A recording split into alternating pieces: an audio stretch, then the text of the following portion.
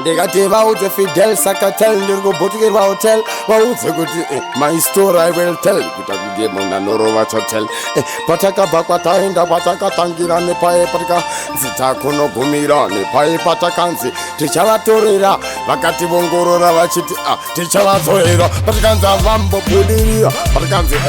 mangoma achava vachanosira mangoma takavaridzira vakamaterera nyange vachida kuterera patakambonzi vachanzi vaba vakanzi ndovanoba vachanzi ndovanosvikira ndafa asi ndaimbonzi ndafa ende futi sofa ndini ndaita takanosomudza mukombe kucape town voti Fidel tiri kushamba Sakatel patakanonotora chikapu vazoziona itachinja stepu tava ayede ndefuti tabata mangoma tamadoma vanozviziva nyange muzanzi tane mafanzi tofaisa dhanzi wonavo stand vaningati pachanzi mangoma matkosa vakapusa vanogona vakakona mangoma vane mari nevasina mangoma vanoda nevasingade mangoma vakura vana nevachembera bauzi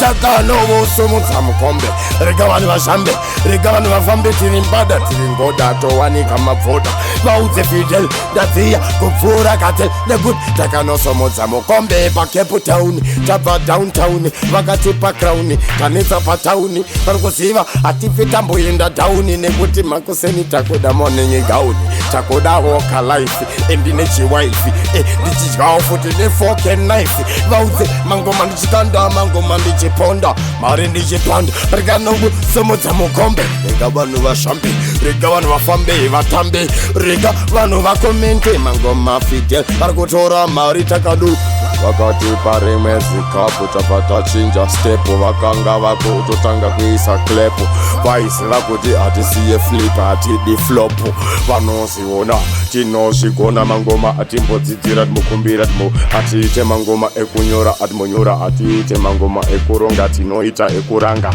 mangoma tomada mangoma tobika ngoma totsika ngoma toruka ngoma tobika ngoma